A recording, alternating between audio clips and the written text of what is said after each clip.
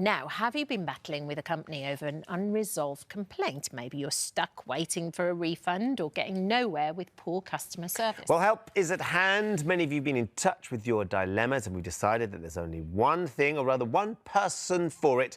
Consumer editor Alice Beer to the rescue. Consumer hero Alice Beer to the rescue. OK, hang on. First Power of all, to the people, Alice. Hugely flattered. Thank you for my own very lovely sting. But that's like my grandma has gone to Rydale High. I haven't battled to do the weights and go to the gym and lose weight and grow my hair. To have that, can we just give me a glass? What? When was that your barnet? I don't remember. Who hates me in graphics? Shall I launch an official complaint? Yes, most people are... Kate Winslet is complaining that people sort of make her look thinner and younger. You made me look fatter and older. Anyway, whatever, that's not what we're here to do. If that's what's facing all those people that are letting down our viewers, then they will be ready. Yes, exactly. To be beard. No, we're not keeping it. I can hear them saying you're keeping it. Oh, whatever. Anyway, let's get on with some things. So Emma was first of all to contact us. Okay. Her husband very generously purchased her a Pandora necklace. Very nice. Very lovely. Well done, Emma. Nice husband. He bought it last April for £102.44 from Amazon. Now, Pandora does have an Amazon shopfront. OK. Perfectly legitimate. But her husband didn't buy it on that part. He bought it from an Amazon seller, and last December it became very obvious, if we take a look at it, that it was tarnishing and just look right. We've got Emma joining us now. Emma, you soon realised pretty quickly that it was a counterfeit, didn't you? Yeah. Hi, Alice. It started to tarnish, and I thought, this isn't real. So I showed it to a friend of mine that was in the jewellery trade and asked her opinion on it. And she said, no, absolutely, it's a counterfeit. Husband mortified, I'm sure, but then you got on to Amazon and you went to great lengths to try and get a refund, obviously. So how did you go about that? You called them or you went through the endless loop of doom? Right, so my husband called them initially and said that they would send out a returns address, that they couldn't refund it from their end because the time had lapsed. The returns window was 120 days and it had gone beyond that. But they could get in touch with the seller and get a return address to return it to those. Yeah, and I'm sure that lovely person selling fakes was going to be very keen to send you your money back pronto, wasn't he? Absolutely not. Look, very, very frustrating. So it was 8 months after the original purchase. Yep. So Amazon does have that time limit for refunds, but obviously this was not what it seemed. It was not as described. And Amazon does have a constant battle fighting these counterfeits. Right. So really, the thing to do is absolutely contact Amazon on the phone instead of going round that refund thing. I have found them very good. Their customer service is very good. So long as you go to customer services/something else/contact us and then phone, you get a human being, and often they're much, much better. Well, look, we got in touch with Amazon on your behalf, Emma, and they have said, thanks for ITV for bringing this case to our attention. We've apologised to Emma. Apology? You've had an apology? I've had an apology. Good. Yep. They've fully refunded this purchase. You've had a refund?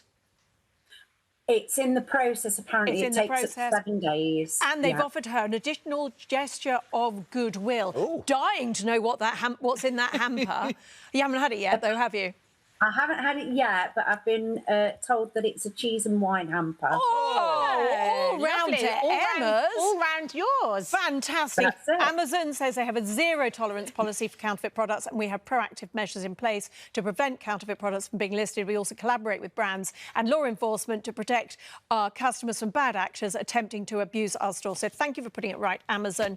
Probably should have been done in the first place, but Emma, you're welcome. Thank you very much, Alice, for you and your team. You're welcome. Send me pictures of your cheese and wine. Yeah, please do. And Thanks, well done, Amazon. Thanks a lot. Bye-bye. OK, next, Sue.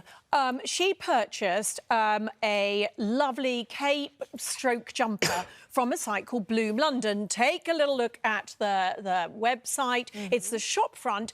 I would say that on that basis of that shop front, Bloom London, that's probably Regent Street or Mayfair. Somewhere, isn't really it? lovely. It's very okay, sophisticated. lots of really positive reviews on that site and lots of really nice sort of tops and outfits. Yeah.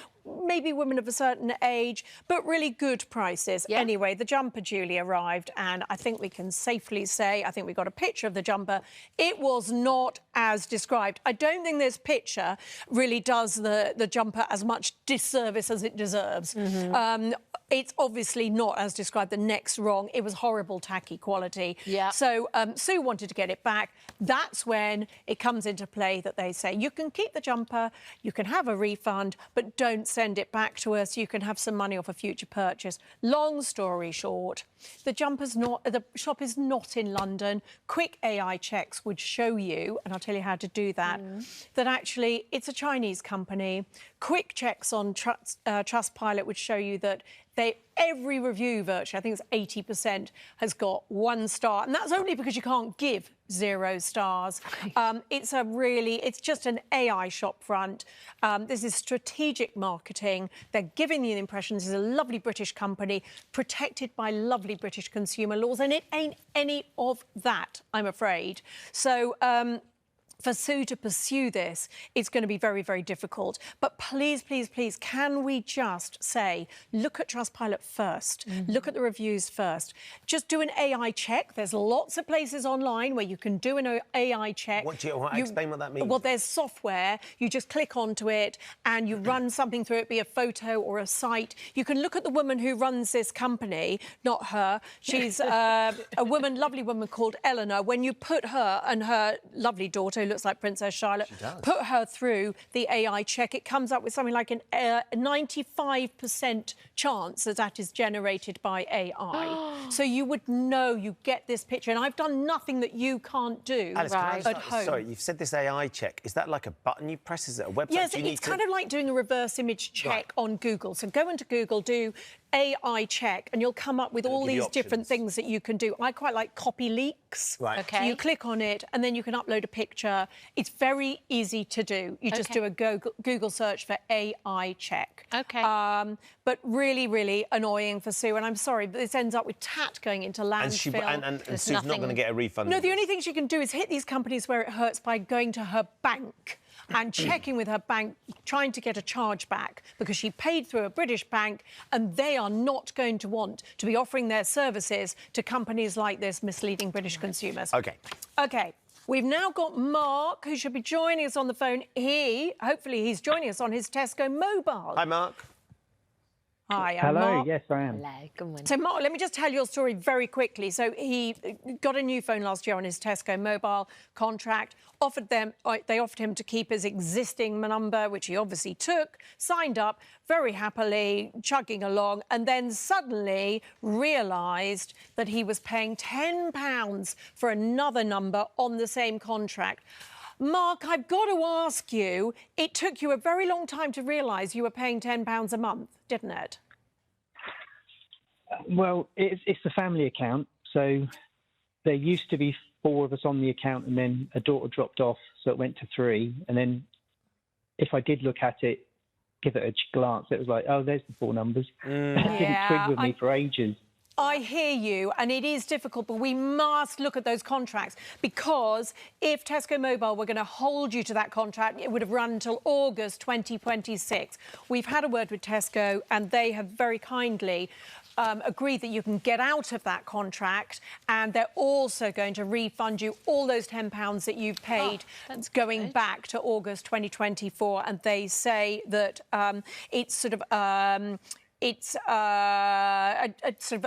made the handsets already in use, but they hope the gesture provides a positive way forward. Well done, Alice. Well done, Alice. Thank you, Good Mark. news, Glad we could sort Mark. that out. Keep those inquiries coming in because Alice wants to do more work on your behalf.